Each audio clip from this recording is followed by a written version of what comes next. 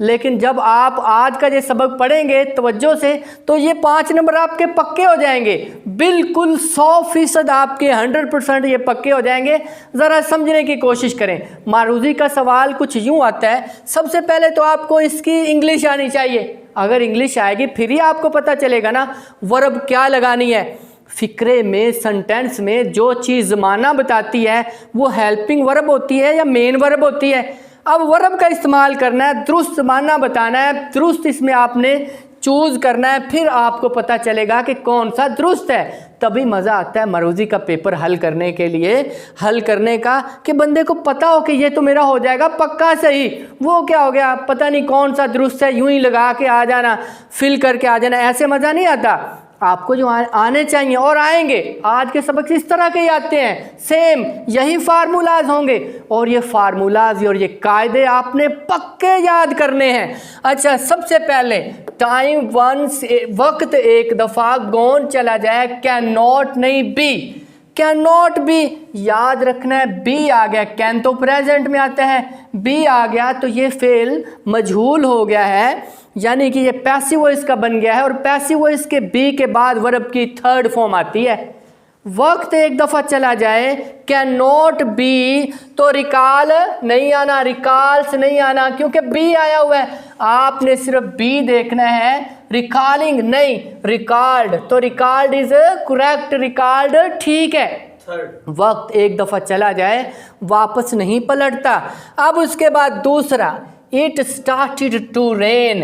देखें एक वर्ब आ गई पहले, स्टार्टेड शुरू हुई।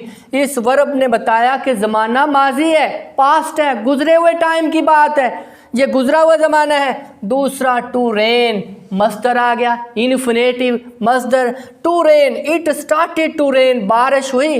वाइल जबकि, वी क्रिकेट, हम क्रिकेट। अब देखिए अगर करेंगे हम क्रिकेट, विल बी प्लेइंग खेल रहे होंगे, यहाँ कह देंगे खेल रहे होंगे और यहाँ कह रहे हैं बारिश शुरू हुई, माजी ज़माना, यहाँ फ्यूचर चला गया, यहाँ माजी, बात नहीं ना दुरुस्त। यानी कि मैं कहता हूँ कि जब यानी कि बारिश शुरू हुई हम खेल रहे होंगे, इधर हुई हो गई बारिश, माजी की बात है, वहाँ आगे फ्यूचर चला गया। नहीं, ज़माना दुरुस्त होना चाहिए, बात मफहूम क्लियर होना चाहिए, दुरुस्त होना चाहिए। अब देखें, it started to rain, we were playing, were playing ठीक है, क्यों भला, ये माजी का है। याद रखें पहले हिस्से में माजी आए तो अगले में भी माजी आता है, गुजरा हुआ ज़माना आता है।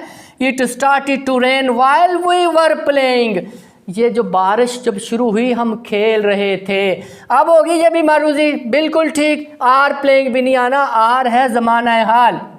उसके बाद मारूजी 3, MCQ नंबर 3, वुड डैट। अब पहले इसका माना आपने सीखना, आयशा, वुड डैट काश, वुड डैट काश।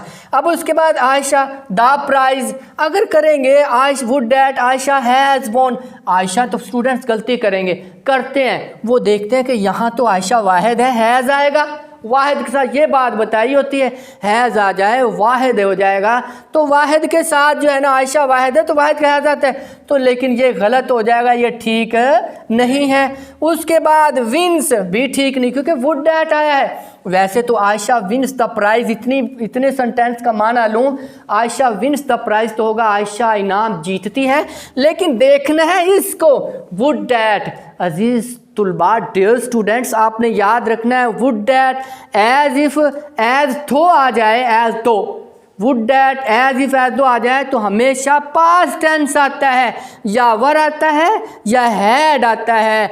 देखें यहाँ पे हैड वाला दुरुस्त है। फिर वुड डैट, काश, काश जब हम लफ्ज़ इस्तेमाल करते हैं काश, वो तमन्ना पूरी नहीं होती, गैर यकीनी सूरत हाल हो जाती है, और गैर यकीनी हो जाए तो वर भी आ जाता है और हैड आता है, वाहिद के साथ भी वर आ जाता है, हैड आएगा।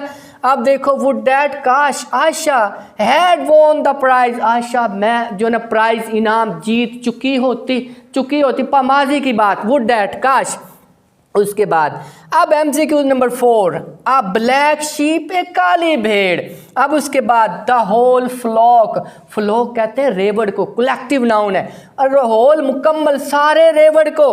अ ब्लैक शीप काली भेड़, स्पॉइल, स्पॉइल का मतलब होता है गंदा करना, ये नहीं होगा ठीक, क्योंकि भेड़ वाहिद है, एक है, एक के साथ ये जो प्रोवर्ब्स होती हैं, ज़रबुल मिसल होती हैं, ये ज़माना हाल में होती हैं। पहले तो आपने ये बात याद रखनी है ना, ज़माना हाल में, प्रेजेंट टेंस में।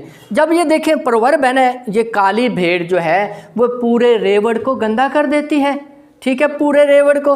अब ये ती है आया है, ज़माना हाल है। प्रोवर्ब्स वैसे भी ज़माना हाल में होती हैं। अब देखें ये प्रोवर्ब है, ब्लैक शिप काली भेड़ स्पॉइल्स, गंदा कर देती, स्पॉइल्स गंदा कर देती है, द होल फ्लोक, सारे रेवड़ को। तो ये दुरुस्त हो गया, बाकी कोई भी दुरुस्त, स्पॉइल्ड गंदा कर देती थी, गलत हो जाएगा, आज भी गंदा कर देती है काली भेड़ पूरे।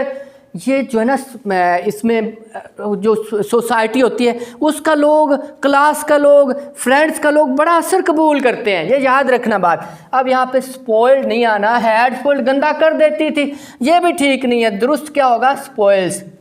आखिरी नंबर की 5वां number, they dash in the examination, वो इम्तिहान, अपेयर्ड, अब नेक्स्ट ईयर अगले साल। अब देखें कौन सा लगाएंगे, अपेयर्स नहीं आएगा क्योंकि दे है। आपने पहले करना ये काम है कि जो जो नहीं ना हो रहा है, नहीं लग रहा है, उनको आप ख़त्म करते जाएं कि ये नहीं है भाई, ये नहीं है, ये नहीं है, जो दुरुस्त होगा उसको आपने टिक कर देना है, ठीक है। अब पता चल रहा है दे के साथ तो एस का इजाफा नहीं होता, तो ये तो नहीं आएगा।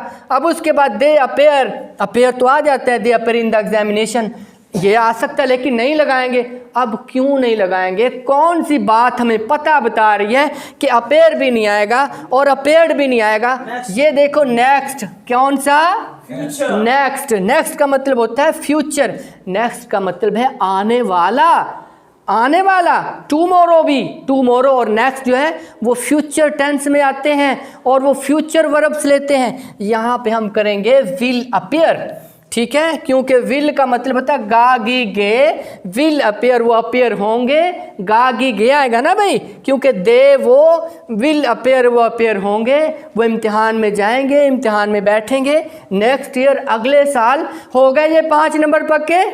इसमें से कोई बात जिसकी आपको समझ ना आई हो